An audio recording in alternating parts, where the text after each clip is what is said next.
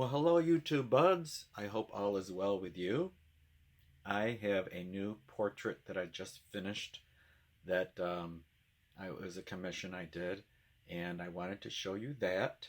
If my place looks crazy, it's not because I'm moving, but because it looked that way before my move, which I do need to move. So yeah, you can pretend it's crazy looking because I'm moving, and that's why my things are in boxes and bins and all that. I'm a minimalist, so yeah, I downsized. So let's just get to the art, and you can see the kitty first. Mr. Cat, who is quite a lovely cat that I will miss. This is my roommate's cat, actually. So he does visit when the other one is away. Because I try not to let him in here too much. I know the roommate is very jealous of this cat's love for me, so we have come to accept that, haven't we? Let's look at the art. Yeah, this is not fancy video editing. Again, I'm being more casual. I'm more relaxed, and I've been nervous at times lately more than usual, and I can be more relaxed if I just film these more casually and with a bit less editing than I was doing. So that's why I'm doing that for now. So this one came out, I should show you the picture, but I'm not going to. I can tell you that it is accurate, and it might look a little different because I do keep things painterly looking rather than trying to look exactly like a photo.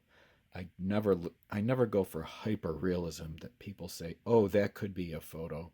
And I don't do that. I just don't like the look of that. A lot of people don't, and a lot of people do. So for instance, I did go exact in terms of trying to get all the features correct. But when it comes to all this hair, and the title of this one is Woman with Fancy Hair. All right. So with all the hair and all the curls, I'm trying to capture the feel of the curls, though I captured some of the moves exactly as in the photo. This is one example. And this example, I thought this looked like an onion. So I'm like, oh, I like that onion shape, and I like this curled shape. But here I captured the same curl there. This I felt more free to do an approximation to capture the feel of the look with all the long hair, and I moved it.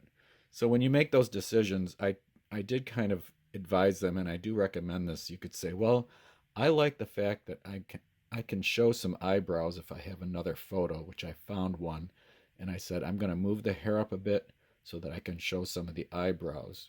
So you can go off photorealism if you need to make adjustments.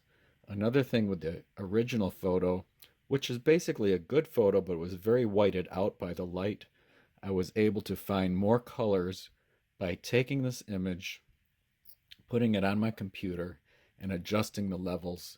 And you will see on my last video where I talk about that. One other thing I changed, there were some heavy shadows where the shadow side on the right is a bit more shadowy. And there was a heavy shadow there that I kept. And this one I changed and went away from the original photo. The shadow really was this big. The brown streak here, I also didn't like if it was just the brown. So I added a white, waxy white, Derwent Drawing Chinese White. I made this in a pattern shape. You can see that. See the lines going through it? So this white going through on top of very transparent on top of the dark brown was a really nice look, other than that whole region being like this. It looks fine here, but I didn't like the second region there. Another way in which I tried to make it look more realistic, number of purposeful crossovers where hair is crossing in front of other hair. You're going to have that obviously with longer hair people or animals. And the way I work, you have to plan for that, or else it just you won't be able to get this white over this dark here unless you plan for that in advance. So that became very tedious but necessary. If you don't reserve that white space, you'll never get it completely white. As far as the use of green, I did use a pretty intense dark green in this area. I think it's chromium green. Then a lot of dark brown, it's walnut brown on top. And I kept changing my mind a little back and forth. How much green and how much brown do I want? And I got it to where I wanted to look like a greenish color that I was seeing in the shadows. Here, that's in a shadow, you can use a number of colors, even green, without someone looking at that saying and asking, why does she have green hair? Now, someone might ask that, but it's very rare you're going to get that reaction if you use the color correctly. The background will always affect what the subject is in terms of the light and colors. And I wanted to experiment with a darker green background. I looked at some portrait paintings. This is an old-fashioned look in a way, though the real old-fashioned look would be like a mud brown, a very dark brown.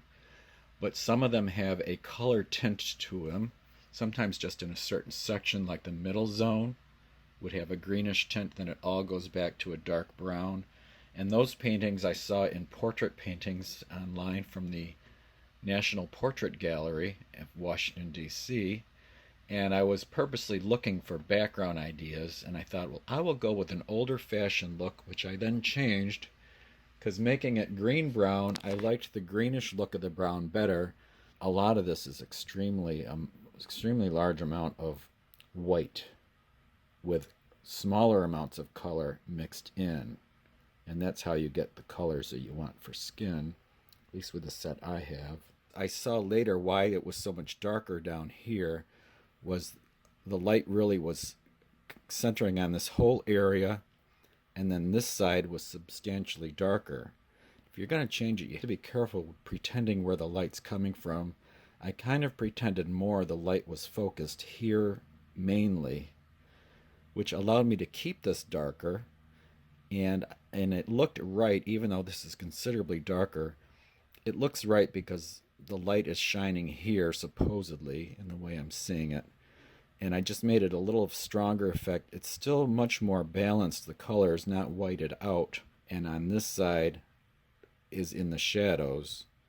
And then here down becomes more shadowy. The other way the background color can influence the photo, the subject, is not just the skin, but certainly the hair would be affected, or the clothing, especially white. White would be very affected. And so I thought green would also look, but this brown is throughout. It's not a brown, it's a skin raw umber. I guess it might be a brown, a yellowish brown, but that's used throughout this one for some subtle shadows here. Not so subtle on this edge as they go into a shadow area, made them stronger here. That color goes very well with green. In fact, it kind of looks greenish.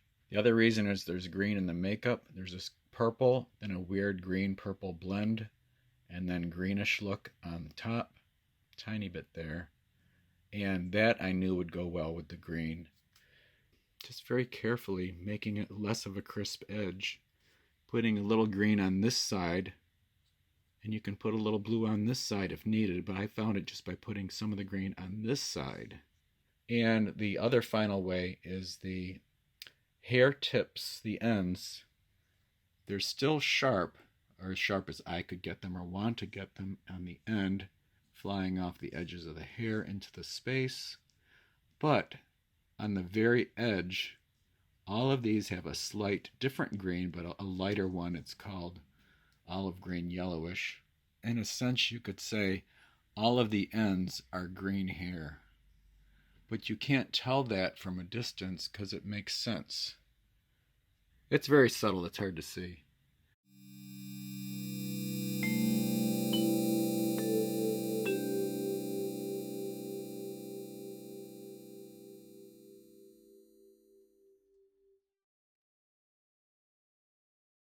I try to find ways to have the art talk to me if I'm uncertain of certain things, and I'm like, well, what is going on, and what do I like about the light becoming shadow, and what blues do I use? A number of blues were used, and it was a challenge because I don't like baby blue, but I still was able to use that similar light color in some of the lightest areas, here especially. But it looks right as a highlight of a medium blue dress. It's a shimmery dress is what I was going for. And then you have a turquoisey blue going on in places, and in a more intense blue, it's called helio reddish blue. You can see a purple hue happening here where it becomes a semi-shadowy area, some folds or lines. And then I wanted it smooth. I was not going for anything that would distract, like a texture, because that green dress is textured, and I wanted to get rid of all of that simple fabric, no texture at all. Well, I hope you enjoyed that look of my newest portrait. I do have another one, a commission actually set up, which is wonderful, of a dog that I'm doing, and I've got to pack and start planning things. Taxes forms are due, all that business is hanging down on me, but I'm making progress in getting things organized. So feel free to share this video with someone if you know that they like art or think there's some good ideas in it. Pass it along. And are you enjoying that tea you're drinking? Because you saw me drinking tea in a video. Like, I want some of that tea. I want some. I really need some tea. Yeah, go get some. So I will see you in the next one. All right? Bye. He's so cute. He wanted to say hello again. Oh, yeah. He's sweet. Yeah, he is.